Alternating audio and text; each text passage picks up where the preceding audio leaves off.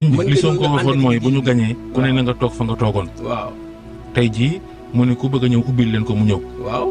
loolu mooy wax waxeet. ak jamais. loolooy wax la ca gannaaw dëgg. déedéet loolooy safaan. déet non yow moom yaa wax la ca gannaaw dëgg jëriñ nga baal ma yow moom yaa wax la ca gannaaw dëgg parce que munoo ne bëgg a waxloo Ousmane Sonko loo xam ne benn nga jël ci ay waxam te jëloo lépp wax day mat. léegi wax ñu la ca des non dama ne li mu wax dafa leer dafa ne bis bu ñu yàlla dénkee ñu jël réew mii te loolu depuis 2019 la ko tàmbalee wax képp koo xam ne sa loxo set na boo ñëwee ñu ànd liggéey li nga xam ne moom mooy Sénégal mais képp koo xam ne aussi say loxo wax dëgg yàlla tax na kooku mënuñoo ànd ak yow liggéey li nga xam ne. fi mu toll nii nan ngeen mën a ñii ñëw nan ngeen mën a xamee ni seen loxo set naam setul. waaye moo tax ma lay wax nag loolu ay yëf la loo xam ne ñun suñu biir la ñun ñoo ko xamal suñu bopp te ñun ñoo koy defal suñu bopp moo tax ma lay wax ne. il faut que sëñ bi yaa neex. loolu yaa ma gën a neex yow. yaa ma gën a neex sëñ bi Fall.